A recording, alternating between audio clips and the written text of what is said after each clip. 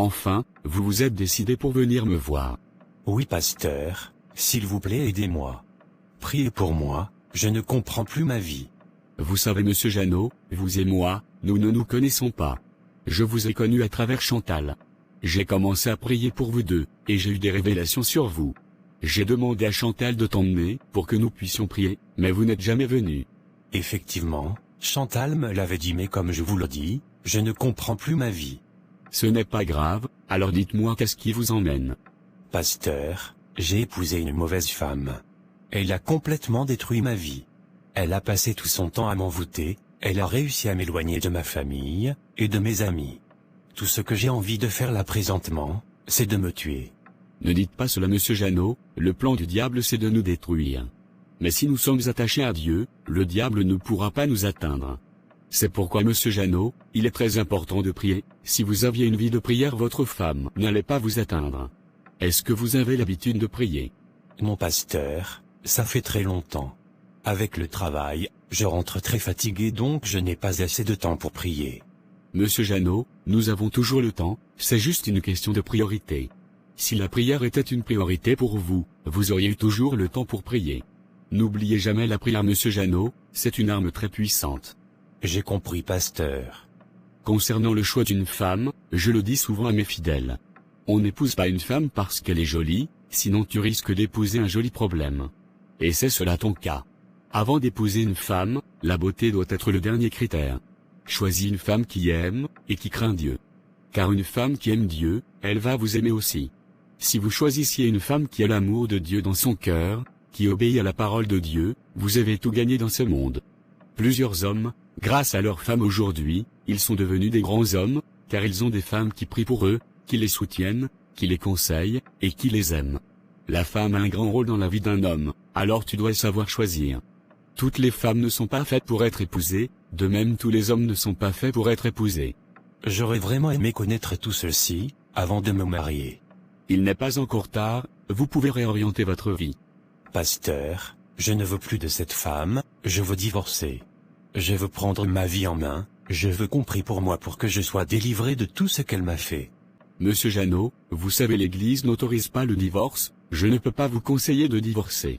Mais, si vous pensez que votre vie est en danger, et que vous pensez que divorcer est la solution, alors divorcez. Pasteur, je ne peux pas vraiment continuer dans ce genre de mariage. Je souffre vraiment. Monsieur Jeannot, la décision du divorce vous revient, si vous pensez que c'est la solution, alors divorcez. Pour ma part, on va prier ensemble. Vous allez observer un temps de jeûne, pour passer plus de temps dans la présence de Dieu. Et Dieu s'en chargera du reste. Il n'y a pas de problème, je le ferai, pasteur. D'accord, prions. Ta femme t'a enfin laissé aujourd'hui, pour venir me voir? Maman, je suis foutu. Donc c'est maintenant tu as compris que tu es foutu?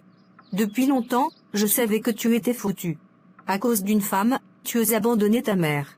Jeannot, si aujourd'hui tu es devenu un homme, c'est grâce à moi. Maman, j'étais sous l'emprise d'Yvette. J'ai été envoûté.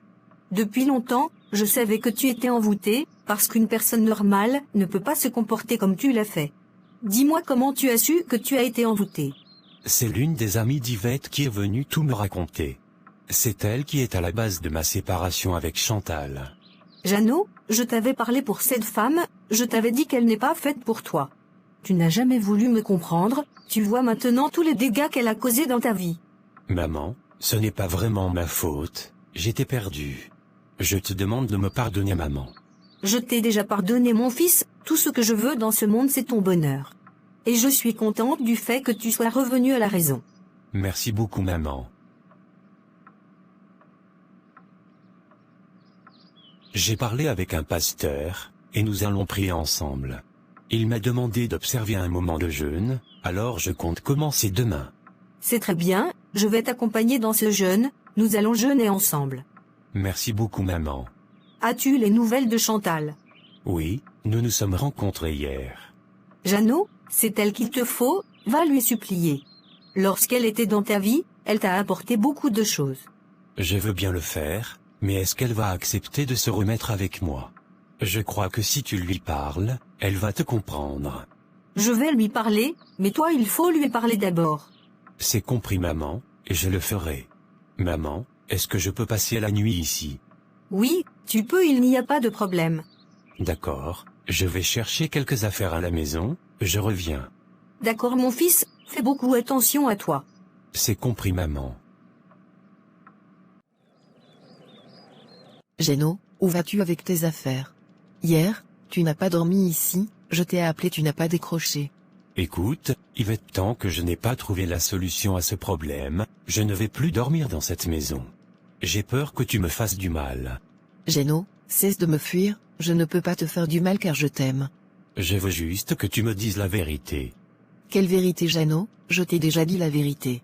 D'accord, continue à me mentir, le jour où tu me diras la vérité, je reviendrai à la maison. Bonne nuit Yvette, et garde bien la maison. Géno s'il te plaît. Si je te dis la vérité, tu promets de ne pas m'abandonner?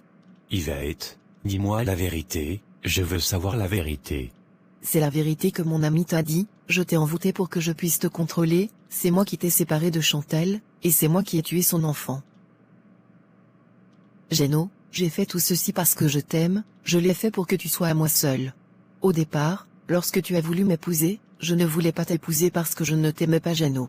Je t'ai accepté parce que parmi ceux qui me courtisaient tu étais celui qui était prêt à se marier, et tu avais de l'argent. Donc j'ai accepté de me marier avec toi, en pensant que l'amour viendrait après. Mais quand nous nous sommes mariés, je ne t'aimais pas, c'est pourquoi je me comportais de manière désagréable avec toi.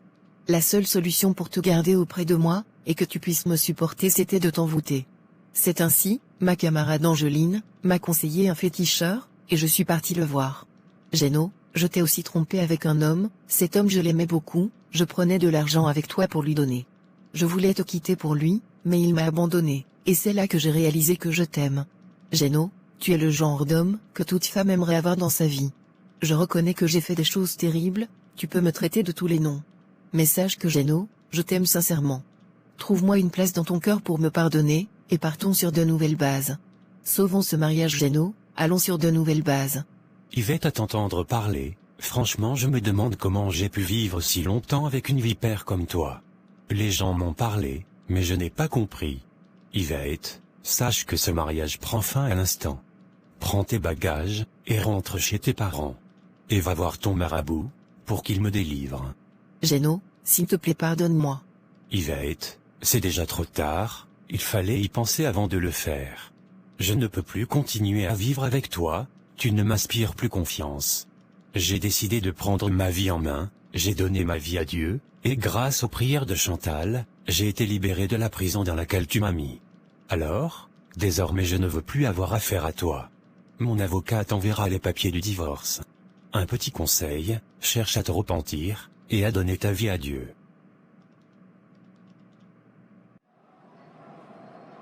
J'aime bien le cadre, c'est très joli.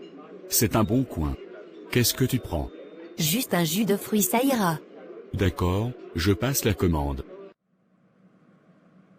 Chantal, tu fais quoi ici? Et c'est qui lui? Monsieur, vous êtes qui? Chantal, je ne comprends rien. Tu peux m'expliquer s'il te plaît? Jeannot, qu'est-ce que tu me veux réellement? Nous nous sommes séparés, donc s'il te plaît reste avec ta femme. Mon frère, je crois que tu as compris. Elle dit de rester avec ta femme. Tu nous déranges. Je ne sais pas qui tu es, mais reste en dehors de tout cela. Sinon, je risque de te faire du mal. Calme-toi s'il te plaît. Jeannot, dis-moi qu'est-ce que tu veux? Je veux qu'on parle. Mais, là je suis en train déjà de parler avec quelqu'un. Ceci n'est pas mon problème, je veux te parler. Trouve-moi dehors dans 5 minutes. S'il te plaît accorde-moi 10 minutes, je vais aller écouter ce qu'il veut me dire. T'inquiète pas, vas-y.